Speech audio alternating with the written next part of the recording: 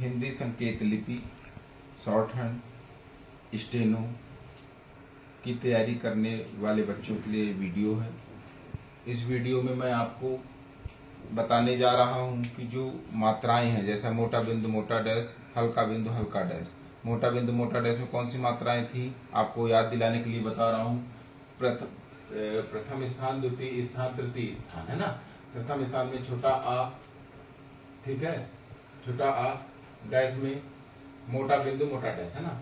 छोटा आ, बड़ा आ, ए, ओ, बड़ी ई, बड़ा ओ, ये मोटा बिंदु मोटा डैश में था। अब हल्का बिंदु हल्का डैश में क्या था बताओ?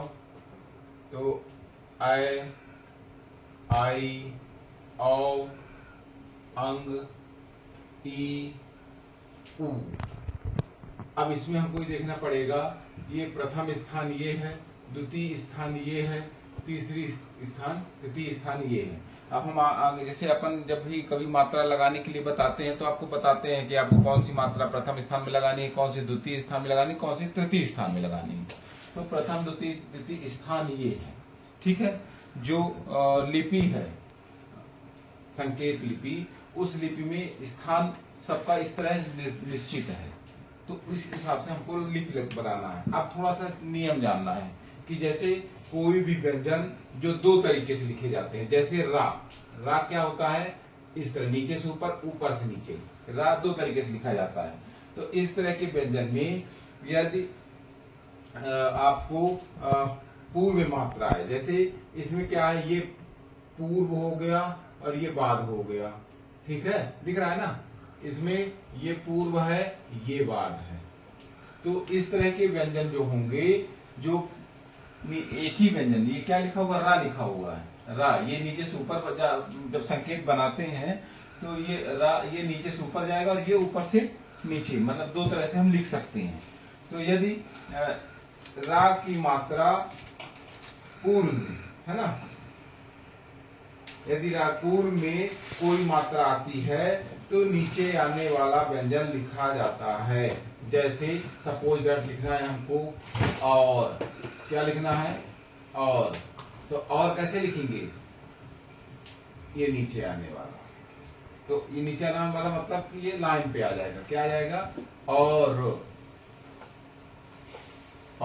है ना, ये हो गया, ये क्या हो गया, और, ठीक है, ठीक है। समझ में आ रहा है कि नहीं समझ में आ रहा? थोड़ा सा ये काटा काटा दिख रहा है, इसलिए मैं बना रहा हूँ दोबारा, इससे आपको क्लियर समझ में। ये लाइन हो गई आपकी, और ये हो गया, ये और हो गया। और कहाँ पर था, ये देखो द्वितीय स्थान की मात्रा थी, ये द्वितीय स्थान में कहाँ लग गया, पूर्व में, ठीक है। यदि इसको समझने की जरूरत है कि जो मात्राएं, जो व्यंजन दो तरीके से ऊपर और नीचे से बनते हैं, उसमें पूर्व में मात्रा होने पर नीचे आने वाला व्यंजन लिखा जाता है, और बाद की मात्रा होने पर ऊपर जाने वाला, जैसे हमको लिखना है सपोज दैट रा, बड़ा रा, तो ऐसे ऊपर जाने वाला लिखेंगे। और बड़ा रा, कुछ बड़ा आ की मात्रा होती है, कहाँ लगेगी, ये रा के बाद, है ना, ऐसे ही है ना।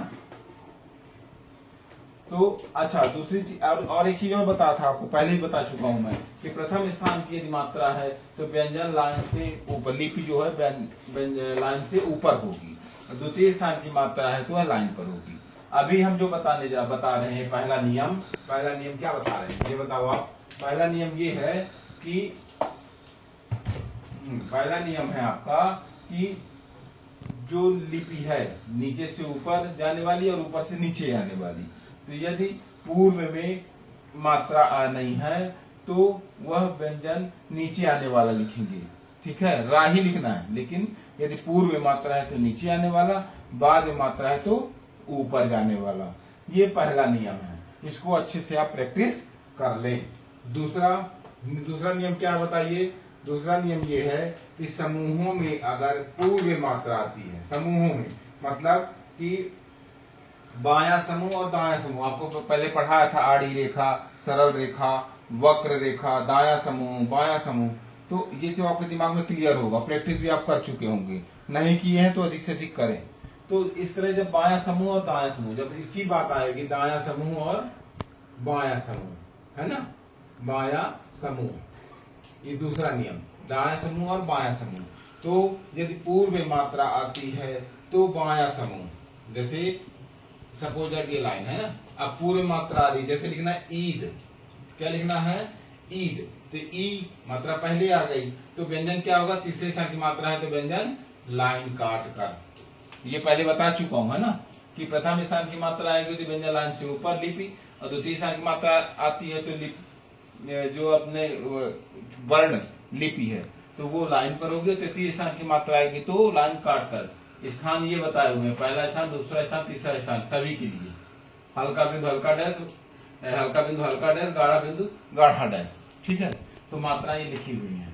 तो दायां समूह, पूर्व मात्रा आती है तो दायां समूह, और बाद मात्रा जैसे दी लिखना है, ये जैसे ये क्या लिखा हुआ है बताओ, ईद, क्या लिखा हुआ है, ईद, है ना, और दी लिखना है, क्या लिखना है, दी, तो दी में क्या है कि दा के बाद मात्रा है, बाद की मात्रा है, तो बाद की मात्रा दी आती है तो क्या, व्यंजन लाइन काट कर, और कौन सा समूह लिखा जाएगा बताओ जल्दी से, बताओ जल्दी से, पूर्व की मात्रा आने पर बायां समूह, तो जैसे ये क्या है, ये बायां समूह और ये दायां समूह, इसमें पूर्व कौन सा है, इधर पूर्व है इधर वाद है, इसमें इधर पूर्व है इधर वाद है, ठीक है।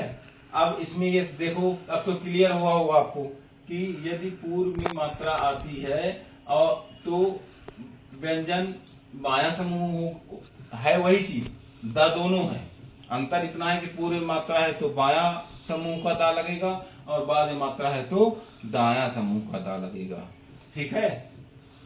अब इसकी आप अधिक से अधिक प्रैक्टिस कर लें, और जितनी अधिक प्रैक्टिस करेंगे उतना जल्दी आप सीख पाएंगे और उतना ही जल्दी कंपटीशन के लिए तैयार हो पाएंगे।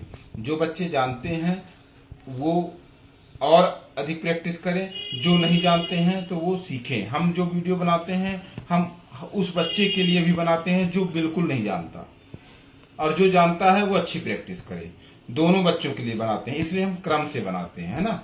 तो आपको ये वीडियो में इतनी जानकारी थी, अब अगले वीडियो हम आपको और से कुछ इसके नियम लेकर आएंगे। यदि आप सब्सक्राइब नहीं किए हैं तो सब्सक्राइब, लाइक, कमेंट करें, हमें भी बताएं कि और आपको क्या जानना है। यदि कोई चीज़ नहीं समझ में आ रही तो हमें कमेंट में बताएं, हम उसको आपको वीडियो के माध्यम से क्लियर करेंगे। Okay, good luck.